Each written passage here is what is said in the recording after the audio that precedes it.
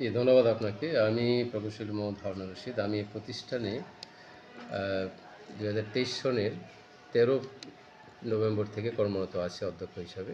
জি, আপনাকে আবারও ধন্যবাদ। আসলে আমি শিক্ষকতা জীবন শুরু করি 1992 সালে। সে অনেক প্রায় 33 বছর প্লাস। আমি প্রথম পলিটেকনিক ইনস্টিটিউটে দীর্ঘ 1 যুগ কাজ করেছি প্রকৌশল বিষয়ে। কলেজে অদ্যাবধি কর্মরত আছি। শিক্ষার বিকল্প নাই, এটা শুধু আমরা মুখে বললে হবে না।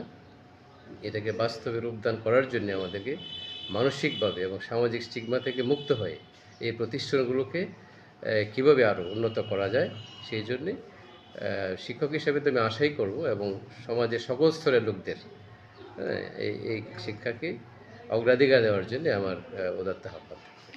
আমি রিসেন্টলি আমার 2026 শিক্ষাবর্ষের ভর্তি প্রক্রিয়া সমাপ্ত হয়েছে। আপনার সদয় অবগতি জানাচ্ছি যে আমার এখানে ষষ্ঠ থেকে দ্বাদশ শ্রেণী পর্যন্ত একাডেমিক কার্যক্রম চালু রয়েছে। তাতে প্রায় 1000 শিক্ষার্থী এখানে অধ্যয়ন করছে। আর এছাড়াও শর্ট কোর্স যেটা বলে, দক্ষতা উন্নয়নের লক্ষ্যে আমাদের 2টা প্রজেক্টের আন্ডারে এখানে শর্ট কোর্স চালু আছে, অ্যাসেট প্রকল্প এবং সিসি প্রকল্প। জি বলে 25 সালে আমার এখানে একাডেমিক রেজাল্ট বলতে আমরা 2টা রেজাল্টকেই মূলত ধরে থাকি, এসএসসি এবং এইচএসসি।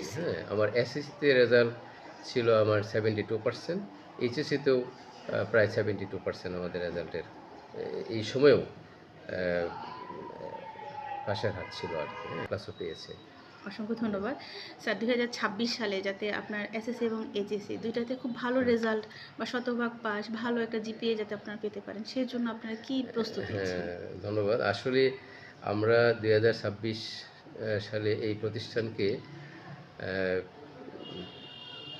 এই কিশোরগঞ্জ জেলার কারিগরি শ্রেষ্ঠ প্রতিষ্ঠান হিসেবে গড়ে তোলার জন্যে আমরা একটা রুটম্যাপ তৈরি করেছি। সেই মোতাবেক একটা কমিটি করেছি।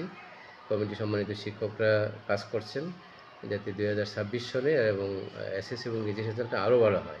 এবং আরও সুখের কথা, আমরা ইতিমধ্যেই জেলা পর্যায়ে কারিগরি শিক্ষা প্রতিষ্ঠান শ্রেষ্ঠ শিক্ষা প্রতিষ্ঠান হিসেবে আমরা বিবেচিত হয়েছি আর কি। কারিগরি শিক্ষার যে প্রয়োজনীয়তা সেটা তো বলা বাহুল্য।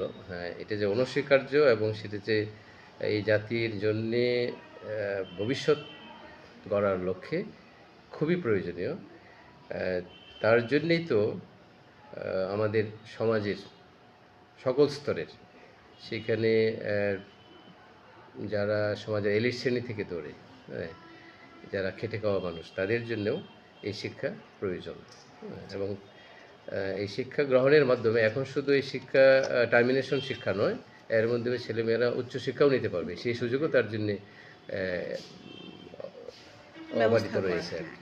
আসলে আমার প্রতিষ্ঠানে 3টা কম্পিউটার ল্যাব রয়েছে এবং প্রতিটা কম্পিউটার ল্যাবে 30টা করে কম্পিউটার আছে এবং আমাদের ছেলেমেয়েরা তার প্রত্যেকটা শ্রেণীরই কম্পিউটার বাধ্যতামূলক এবং তারা ওই ল্যাবগুলোতে ইন্টারনেট ফেসিলিটিস সহ সবগুলো কম্পিউটার ওকে আছে এবং তারা সেগুলো ব্যবহার করছে এবং তারা ইন্টারনেট সম্পর্কে বিভিন্ন প্রযুক্তি সম্পর্কে ধারণা নিচ্ছে। এছাড়াও আমার প্রায় প্রতিটা ওয়ার্কশপে আমার মাল্টিমিডিয়া প্রজেক্টরের মাধ্যমে শিক্ষকরা পাঠদান করে থাকে। তো খুবই তারা ইন্টারেস্ট ফিল করে, কারণ এখন এই প্রযুক্তির যুগে আগের যে চক অ্যান্ড টক, সেটার পরিবর্তে প্রজেক্টের মাধ্যমে যখন শিক্ষাদান করা হয়, বিভিন্ন ভিডিও প্রদর্শন করা হয়, তখন তারা খুব আন্তরিকতা এবং আগ্রহের সাথে রিসিভ করতে পারে বলে আমি মনে করি। ভিউয়ার্স, আমরা কথা বলছি কিশোরগঞ্জ সরকারি টেকনিক্যাল স্কুল অ্যান্ড কলেজের মাননীয় অধ্যক্ষ জনাব প্রকৌশলী মোহাম্মদ হারুন রশিদ স্যারের সঙ্গে। আপনি আজকের আপনাকে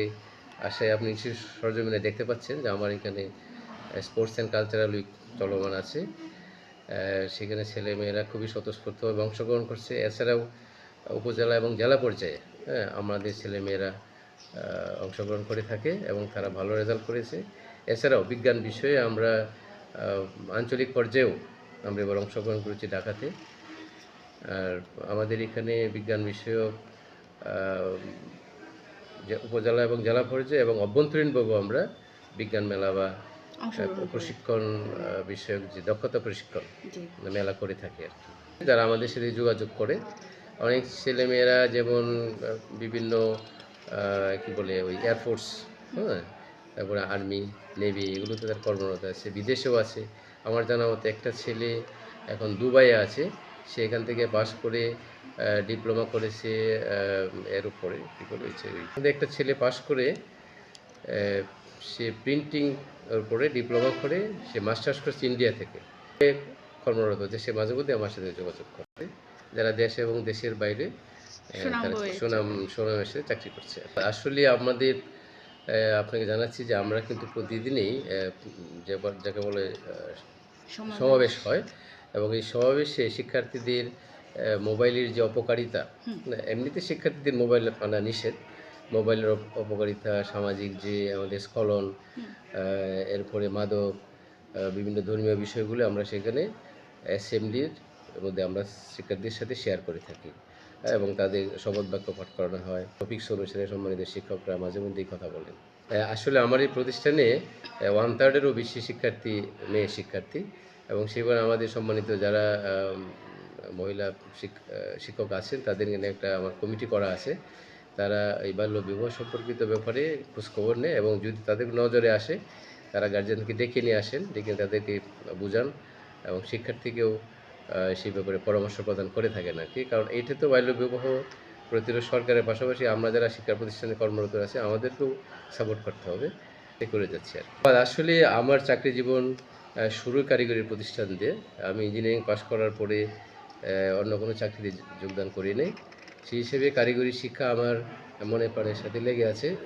আমি আশা করি আমার জীবনের চাকরি জীবনের শেষ দিন পর্যন্ত, হ্যাঁ, আমি আমার শিক্ষার্থীদের জন্য এবং প্রতিষ্ঠানের জন্য ভালো কিছু করতে পারি, সেটাই আমার জন্যে পাওয়া হিসাবে ভবিষ্যতে থাকবে। আমি চেষ্টা করব যাতে কারিগরির শিক্ষার প্রচার প্রসারের জন্য যদি আমার কোনো দ্বারা উপকার আসে, আমি সেই সুযোগ যদি পাই আমি সেটাও গ্রহণ করবো ইনশাআল্লাহ। আপনাকে দিই।